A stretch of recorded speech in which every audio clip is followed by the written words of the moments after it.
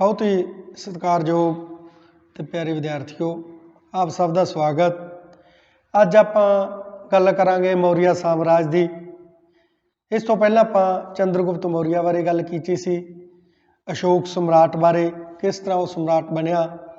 तो अशोक ने एक अपना धर्म चलाया सी, अशोक का धम्म। अज वो बारे आप जिहड़ा विचार है करांगे। तो अशोक ने वैसे तो बुद्ध धर्म अपना लिया सी, उहदे दादा चंद्रगुप्त मौर्य ने जैन धर्म अपनाया सी। तो उस तो बाद उहदा बेटा बिंदुसर सी, उन्हें बुद्ध धर्म अपना लिया सी। तो उसका लड़का अगे बिंदुसर का अशोक सी, वह भी बुद्ध धर्म का न्यायी सी। पर जदों कलिंगा का युद्ध होया तो कलिंगा के युद्ध च इन्ना फनाह होया, इन्नी तबाही मची।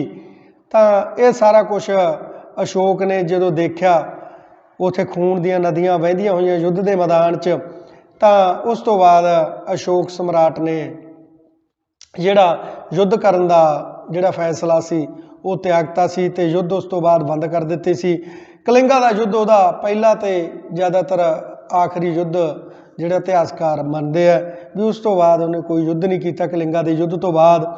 तो उस तो बाद वो मनुखता की भलाई लई, मनुखता ते काम करन लई, मनुखता नूं उपर चुकण लई, मनुख नूं सादा ते पवित्र जीवन बतीत करन लई ये जिहड़े प्रेरणा स्रोत ने अशोक ने अपनाए सी। ते उस तो बाद उन्हें सारे धर्मां दे विचों जिहड़ा वधिया वधिया सिद्धांत सी वो इस धर्म दे विच अशोक दे धम्म दे विच उन्हें अपने धर्म दे विच जिहड़े सिद्धांत ने प्रचलित कीते ते लोकां तक वो पहुँचाए। पर कई इतिहासकार कहते हैं भी जिहड़ा अशोक का धर्म सी वो ज़्यादातर बुद्ध धर्म ही सी, क्योंकि बुद्ध धर्म उन्हें अपना लिया सी। पर कई इतिहासकार ने जिहड़े आधुनिक इतिहासकार वो कहते भी जिहड़ा ज़्यादातर मूल सिद्धांत ने बुद्ध धर्म के वो अटैच नहीं होंदे, ते एक अलग धर्म ही है जिहड़ा अशोक सम्राट ने अपनाया सी। ते वो सारे धर्मां दे चंगे सिद्धांतां नूं उन्होंने इस दे विच पाया सी, ते जिस करके सारे लोग है जिहड़े ਉਹਦੇ ਨਾਲ जुड़ जाण साम्राज विशाल साम्राज करके, क्यों जातां पातां बहुत सी, साम्राज बहुत वड्डा सी ते धर्म भी काफ़ी हो चुके सी। तां धर्मां ते जातां दीयां वंडियां नूं दूर करन लई अशोक सम्राट ने एक अजिहे धर्म की स्थापना की जिस नूं सारे धर्मां दे लोकां ने ते सारे एरिए ने समाज ने उसनूं पसंद किया। ते अज भी अशोक के धम्म के नां नाल अशोक नूं याद किया जाता है। सब तो वड्डा कार्य उहदा जिहड़ा काम से अशोक का धम्म सीगा। ते समाज दे विच राजे महाराजां दे नावां दे नाल इतिहास दे विच जिहड़ा नाम भरे पे ने, पर एक अशोक सम्राट का नाम सारे इतिहास दे विच एक चमकदे सितारे वांग अज भी चमकदा है। तो वो आपां धम्म दे बारे जिहड़ी अज आपां अशोक के धम्म बारे गल करांगे। धम्म की स्थापना जिहड़ी वो क्यों की सी, किन्ना कारणा करके अशोक के धम्म की स्थापना जिहड़ी वो हुई सी। सब तो पहला आपां गल करांगे वंश का प्रभाव। पॉइंट नंबर 1 है वंश का प्रभाव, क्योंकि वंश का प्रभाव पै गया सी। वंश भी धार्मिक सीगी उन्हां दी सारी। चंद्रगुप्त मौर्य जैन धर्म का न्यायी सी, ते उहदा पिता बिंदुसर है जिहड़ा वो बुद्ध धर्म का न्यायी सी। तो इस करके उहदे जिहड़ा जद्दी पुश्ती जिहड़ा लोग सीगे, उहदे दादे पड़दादे सीगे, वो भी धर्मां नाल संबंधित सीगे, ते किते ना किते धार्मिक तौर पर सहनशील भी सीगे। तां उहदे नाल ही जिहड़ा जद ते इंसान कहंदे भी ज़्यादातर जांदा है। ते अशोक सम्राट भी अपने धर्म नूं उसने अपनाया ते आपदी जद दे मुताबिक ही वो चलिया। किते ना किते वंश का प्रभाव अशोक ते जरूर पिया सी। दूजा समाजिक एकता दे लई समाज दे विच वंडियां बहुत पै गईयां सी, ते समाजिक तौर ते जिहड़ा साम्राज बहुत वड्डा सी, ते जातां दे तौर ते धार्मिक तौर ते जिहड़ियां समाज दे विच बहुत सारियां ऊनतां सीगियां उस समय। तां अशोक सम्राट ने ये देखा भी समाज नूं एकजुट करन लई, लोकां नूं एकजुट करन लई, धार्मिक लोकां नूं एकजुट करन लई कोई इहो जिहे धर्म की स्थापना करनी चाहिदी है जिहदे नाल सारे लोग जिहड़े एक सूत्र दे विच बन्ने जाण। ते अशोक सम्राट ने आपदे साम्राज नूं ये धम्म करके भी विशाल तौर पर लैके गया, क्योंकि सारे लोगों ने जिहड़ा अशोक दे राज नूं ਜਿਹੜਾ ਉਹਨਾਂ ਨੂੰ ਸਰਪ੍ਰਸਤੀ ਦੇ ਤੌਰ ਤੇ ਲੋਕਾਂ ਨੇ ਮਨਜ਼ੂਰ ਕਰ ਲਿਆ ਸੀ ਤੇ ਲੋਕ ਸਾਥ ਦੇਣਾ ਉਹਨਾਂ ਨੇ ਸ਼ੁਰੂ ਕਰ ਦਿੱਤਾ ਸੀ। ਰਾਜਨੀਤਿਕ ਏਕਤਾ ਲਈ, ਰਾਜਨੀਤਿਕ ਏਕਤਾ ਦੇ ਤੌਰ ਤੇ ਵੀ ਜਿਹੜਾ ਉਸ ਸਮੇਂ ਸਮਾਜ ਹੈ ਵੰਡਿਆ ਹੋਇਆ ਸੀ ਤੇ ਸਾਮਰਾਜ ਬਹੁਤ ਵੱਡਾ ਸੀ, ਜਾਤਾਂ ਪਾਤਾਂ ਦੇ ਲੋਕ ਬਹੁਤ ਜ਼ਿਆਦਾ ਸੀਗੇ ਤੇ ਆਪਦੇ ਸਾਮਰਾਜ ਨੂੰ ਇੱਕ ਮਤਲਬ ਸਥਾਪਤੀ ਦੇਣ ਲਈ ਵੀ ਅਸ਼ੋਕ ਨੇ ਧੰਮ ਦੀ ਸਥਾਪਨਾ ਨੂੰ ਜਿਹੜਾ ਜ਼ਰੂਰੀ ਸਮਝਿਆ। ਤਾਂ ਧੰਮ ਦੇ ਮੁੱਖ ਸਿਧਾਂਤ ਕੀ ਸੀ ਜਿਨ੍ਹਾਂ ਕਰਕੇ ਅਸ਼ੋਕ ਸਮਰਾਟ ਦਾ ਜਿਹੜਾ ਨਾਂ ਹੈ ਅੱਜ ਵੀ ਇੱਕ ਚਮਕਦੇ ਸਿਤਾਰੇ ਵਾਂਗ ਇਤਿਹਾਸ ਦੀਆਂ ਕਿਤਾਬਾਂ ਤੇ ਜਿਹੜਾ ਉਲੀਕਿਆ ਹੋਇਆ ਤੇ ਅੱਜ ਵੀ ਲੋਕ ਅਸ਼ੋਕ ਸਮਰਾਟ ਨੂੰ ਯਾਦ ਕਰਦੇ ਆ। ਤਾਂ ਇਹਦੇ ਸਿਧਾਂਤ ਕੀ ਸੀ? ਸਭ ਤੋਂ ਪਹਿਲਾਂ ਆਪਾਂ ਸਿਧਾਂਤ ਦੇਖਦੇ ਹਾਂ ਵੱਡਿਆਂ ਦਾ ਆਦਰ।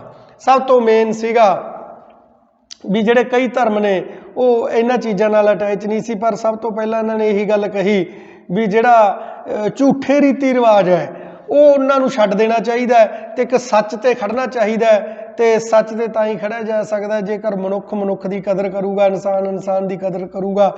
ਤੇ ਸਭ ਤੋਂ ਪਹਿਲਾਂ ਇਨਸਾਨ ਨੂੰ ਆਪਦੇ ਵੱਡਿਆਂ ਵਡੇਰਿਆਂ ਦਾ, ਆਪਦੇ ਮਹਾਂਪੁਰਸ਼ਾਂ ਦਾ ਜਿਹੜਾ ਸਤਿਕਾਰ ਹੈ ਉਹ ਕਰਨਾ ਚਾਹੀਦਾ। ਤੇ ਜੇਕਰ ਕੋਈ ਇਨਸਾਨ ਆਪਦੇ ਵੱਡਿਆਂ ਦਾ ਜਾਂ ਮਹਾਂਪੁਰਸ਼ਾਂ ਦਾ ਸਤਿਕਾਰ ਨਹੀਂ ਕਰਦਾ ਉਹ ਕਦੇ ਵੀ ਇਸ ਸ੍ਰਿਸ਼ਟੀ ਤੇ ਕਾਮਯਾਬ ਨਹੀਂ ਹੋ ਸਕਦਾ। ਇਹ ਅੱਜ ਵੀ ਉਦਾਹਰਨ ਜਿਹੜੀ ਉਸੇ ਤਰ੍ਹਾਂ ਮਜ਼ਬੂਤ ਹੈ ਤੇ ਸਾਨੂੰ ਵੀ ਸਾਰੇ ਸਟੂਡੈਂਟਸ ਨੂੰ ਇਹ ਗ੍ਰਹਿਣ ਕਰਨੀ ਚਾਹੀਦੀ ਹੈ ਕਿ ਸਾਨੂੰ ਹਮੇਸ਼ਾ ਵੱਡਿਆਂ ਦਾ ਆਦਰ ਹੈ ਜਿਹੜਾ ਉਹ ਕਰਨਾ ਚਾਹੀਦਾ ਹੈ ਤੇ ਇਤਿਹਾਸ ਤੋਂ ਸਾਨੂੰ ਇਹੋ ਜਿਹੀ ਜਾਣਕਾਰੀ ਬਹੁਤ ਮਿਲਦੀ ਹੈ।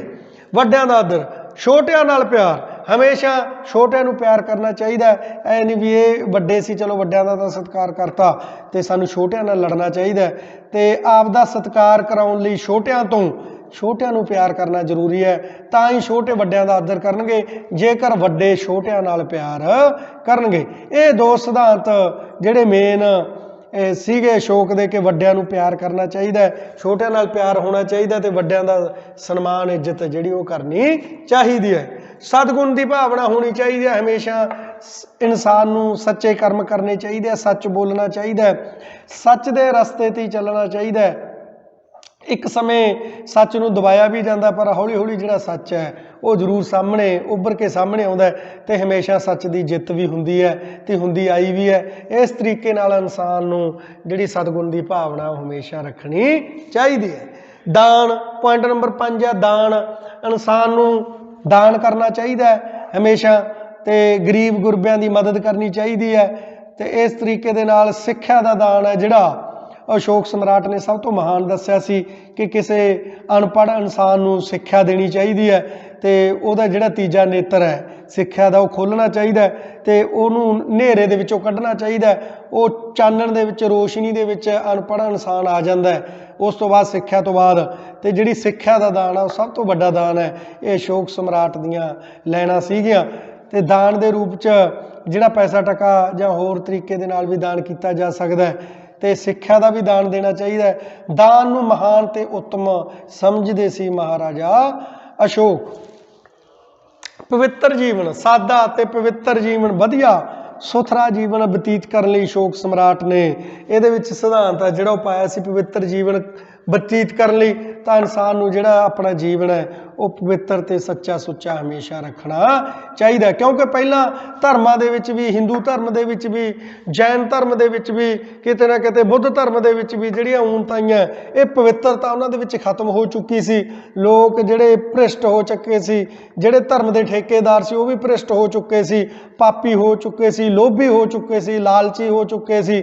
ਤਾਂ ਇਹ ਸਾਰੀਆਂ ਚੀਜ਼ਾਂ ਦੂਰ ਕਰਨ ਲਈ ਅਸ਼ੋਕ ਨੇ ਆਪਦਾ ਧਰਮ ਇੱਕ ਅਲੱਗ ਹੀ ਧਰਮ ਚਲਾਇਆ ਸੀ ਤੇ ਉਹਦੇ ਵਿੱਚ ਇੱਕ ਪਵਿੱਤਰ ਜੀਵਨ ਬਤੀਤ ਕਰਨ ਦਾ ਹੀ ਉਹਨਾਂ ਨੇ ਸੰਦੇਸ਼ ਦਿੱਤਾ ਸੀ।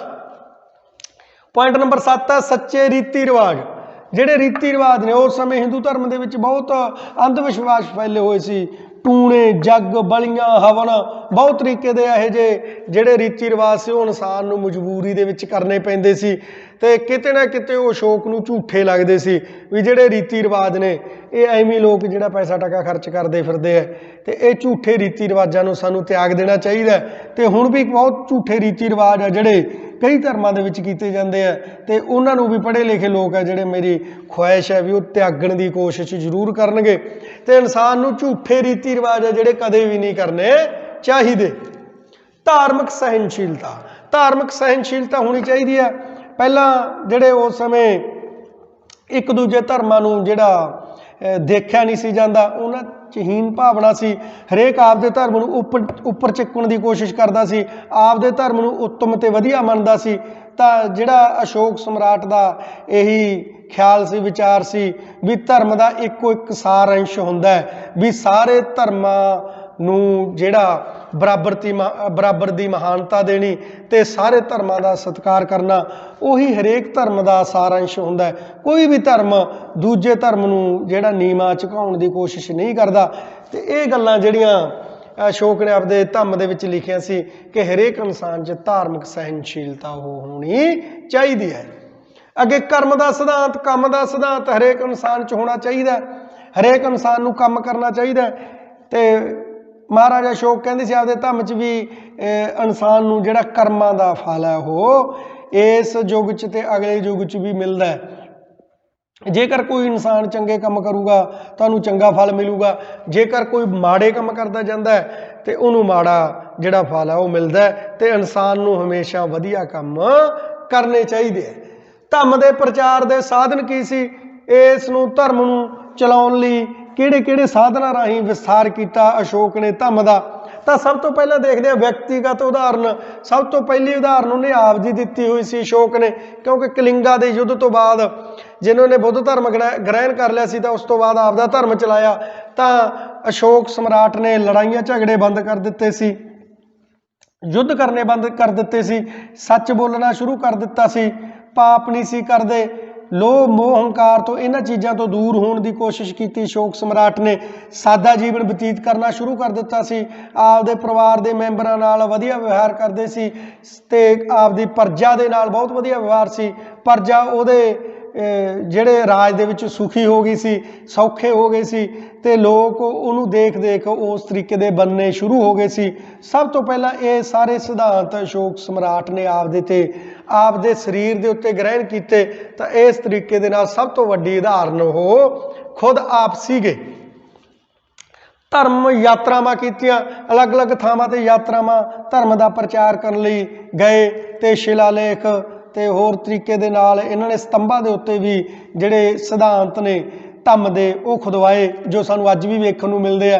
ਤੇ ਇਸ ਤਰੀਕੇ ਦੇ ਨਾਲ ਧਾਰਮਿਕ ਯਾਤਰਾਵਾਂ ਦੇ ਤੌਰ ਤੇ ਇਹ ਅਲੱਗ-ਅਲੱਗ ਸਥਾਨਾਂ ਤੇ ਗਏ ਤੇ ਧੰਮ ਦਾ ਪ੍ਰਚਾਰ ਕੀਤਾ ਤੇ ਬਹੁਤ ਜ਼ਿਆਦਾ ਵਿਸਥਾਰ ਉਸ ਸਮੇਂ ਹੋਇਆ ਸੀ। ਸ਼ਿਲਾਲੇਖਾਂ ਰਾਹੀਂ ਪ੍ਰਚਾਰ, ਸ਼ਿਲਾਲੇਖਾਂ ਰਾਹੀਂ, ਸਤੰਭਾਂ ਰਾਹੀਂ ਜਿਹੜਾ ਪੱਥਰਾਂ ਦੇ ਉੱਤੇ ਲਿਖਵਾ ਦਿੱਤਾ ਸੀ ਧੰਮ ਦੇ ਸਿਧਾਂਤ ਸੀ, ਉਹ ਲਿਖਵਾ ਦਿੱਤੇ ਸੀ ਵੀ ਜਿਹੜੇ ਲੋਕ ਪੜ੍ਹ ਕੇ ਇਹਨਾਂ ਸਿਧਾਂਤਾਂ ਨੂੰ ਗ੍ਰਹਿਣ ਕਰਨ। ਤੇ ਅੱਜ ਵੀ ਸਾਨੂੰ ਸ਼ਿਲਾਲੇਖਾਂ ਤੇ ਸਤੰਭਾਂ ਤੇ ਜਿਹੜੇ ਧੰਮ ਦੇ ਜਿਹੜਾ ਇਤਿਹਾਸ ਹੈ, ਇਹਦੇ ਸਿਧਾਂਤ ਸੀ ਉਹ ਮਿਲਦੇ ਆ ਤੇ ਅਸੀਂ ਇਤਿਹਾਸ ਤੋਂ ਜਾਣੂ ਹੁੰਦੇ ਆ। ਤੇ ਉਹ ਸਤੰਭਾਂ ਰਾਹੀਂ ਵੀ ਜਿਹੜਾ ਇਹ ਪ੍ਰਚਾਰ ਹੈ ਉਹ ਕੀਤਾ ਅਸ਼ੋਕ ਸਮਰਾਟ ਨੇ।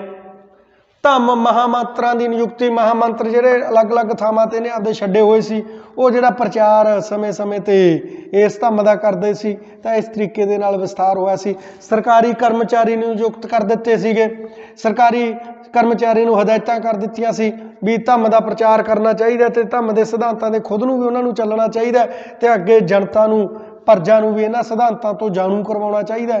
ਤਾਂ ਇਸ ਤਰੀਕੇ ਨਾਲ ਧੰਮ ਹੈ ਜਿਹੜਾ ਬਹੁਤ ਫੈਲਿਆ ਤੇ ਇਹ ਜਿਹੜੇ ਸਿਧਾਂਤ ਸੀ ਧੰਮ ਦੇ ਲੋਕਾਂ ਨੂੰ ਵੀ ਬਹੁਤ ਪਸੰਦ ਆਏ ਤੇ ਲੋਕਾਂ ਨੇ ਖੁਸ਼ਹਾਲ ਜੀਵਨ ਬਤੀਤ ਕਰਨਾ ਸ਼ੁਰੂ ਕਰਤਾ। ਧਾਰਮਿਕ ਤੌਰ ਤੇ ਆਜ਼ਾਦੀ ਮੰਨਣੀ ਸ਼ੁਰੂ ਕਰਤੀ, ਸੁਤੰਤਰ ਹੋ ਗਏ, ਸਾਰੇ ਧਰਮਾਂ ਦਾ ਸਤਿਕਾਰ ਸ਼ੁਰੂ ਕਰ ਦਿੱਤਾ। ਤਾਂ ਇਸ ਤਰੀਕੇ ਦੇ ਨਾਲ ਅਸ਼ੋਕ ਸਮਰਾਟ ਦਾ ਸਾਮਰਾਜ ਇੱਕ ਬਹੁਤ ਵਧੀਆ ਬਣ ਗਿਆ ਸੀ ਤੇ ਅਸ਼ੋਕ ਸਮਰਾਟ ਨੂੰ ਮਹਾਨ ਲੋਕ ਕਹਿਣ ਲੱਗ ਗਏ ਸੀ, ਉਹਦਾ ਮਾਣ ਸਤਿਕਾਰ ਕਰਨ ਲੱਗ ਗਏ ਸੀ। ਇੱਕ ਗੁਰੂ ਦੇ ਰੂਪ ਵਿੱਚ ਕਿਤੇ ਨਾ ਕਿਤੇ ਉਹਨੂੰ ਦੇਖਣਾ ਸ਼ੁਰੂ ਕਰ ਦਿੱਤਾ ਸੀ ਲੋਕਾਂ ਨੇ। ਤਾਂ ਇਸ ਤਰੀਕੇ ਦੇ ਨਾਲ ਕਹਿੰਦੇ ਵੀ ਕੀ ਧੰਮ ਮੌਰੀਆ ਸਾਮਰਾਜ ਦੇ ਪਤਨ ਦਾ ਕਾਰਨ ਬਣਿਆ? ਕਈ ਇਤਿਹਾਸਕਾਰ ਕਹਿੰਦੇ ਆ ਵੀ ਜਿਹੜਾ ਜਦੋਂ ਲੜਾਈਆਂ ਝਗੜੇ ਛੱਡ ਤੇ ਅਹਿੰਸਾ ਦਾ ਪ੍ਰਯੋਗ ਕਰਨਾ ਸ਼ੁਰੂ ਕਰਤਾ ਤਾਂ ਸੈਨਾ ਘਟਾ ਦਿੱਤੀ ਗਈ, ਸੈਨਾ ਨੂੰ ਲੜਾਈਆਂ ਦੀ ਟ੍ਰੇਨਿੰਗ ਦੇਣੀ ਬੰਦ ਕਰ ਦਿੱਤੀ ਗਈ। ਕਿਤੇ ਨਾ ਕਿਤੇ ਯੂਨਾਨੀਆਂ ਦੇ ਹਮਲੇ ਹੋਏ ਤਾਂ ਮੌਰੀਆ ਸਾਮਰਾਜ ਨੂੰ ਇਹਨੇ ਖਤਮ ਕਰ ਦਿੱਤਾ। ਪਰ ਕਈ ਇਤਿਹਾਸਕਾਰ ਕਹਿੰਦੇ ਵੀ ਇਹੋ ਜਿਹੀ ਕੋਈ ਗੱਲ ਨਹੀਂ ਸੀ। ਇਹ ਜਿਹੜਾ ਧੰਮ ਹੈ ਉਹ ਆਧੁਨਿਕ ਇਤਿਹਾਸਕਾਰ ਕਹਿੰਦੇ ਵੀ ਇਹਦਾ ਧੰਮ ਬਹੁਤ ਵਧੀਆ ਸੀ ਤੇ ਸੱਚ ਦਾ ਉਪਦੇਸ਼ ਲੋਕਾਂ ਨੂੰ ਦਿੱਤਾ। ਤੇ ਜੋ ਪਹਿਲਾਂ ਦੁਨੀਆ ਜਿਹੜੀ ਧਰਮਾਂ ਦੇ ਅਧੀਨ ਜਿਹੜੀ ਗਰਕ ਹੋ ਚੁੱਕੀ ਸੀ, ਲੋਕ ਬਹੁਤ ਤੰਗ ਆ ਚੁੱਕੇ ਸੀਗੇ ਉਹਨਾਂ ਧਰਮਾਂ ਤੋਂ, ਬਹੁਤ ਮਹਿੰਗੇ ਧਰਮ ਹੋ ਚੁੱਕੇ ਸੀ। ਤਾਂ ਲੋਕਾਂ ਨੇ ਇਹਦੇ ਧਰਮ ਰਾਹੀਂ ਸਾਦਾ ਤੇ ਪਵਿੱਤਰ ਜੀਵਨ ਬਤੀਤ ਕਰਨਾ ਸ਼ੁਰੂ ਕਰਤਾ। ਅਹਿੰਸਾ ਦਾ ਪ੍ਰਚਾਰ ਸ਼ੁਰੂ ਹੋ ਗਿਆ, ਲੜਾਈਆਂ ਝਗੜੇ ਬੰਦ ਹੋ ਗਏ, ਲੋਕ ਖੁਸ਼ਹਾਲ ਹੋ ਗਏ, ਆਰਥਿਕ ਤੌਰ ਤੇ ਅਮੀਰ ਹੋ ਗਏ ਲੋਕ, ਤੇ ਸਾਮਰਾਜ ਵੀ ਉੱਪਰ ਜਾਣਾ ਸ਼ੁਰੂ ਹੋ ਗਿਆ।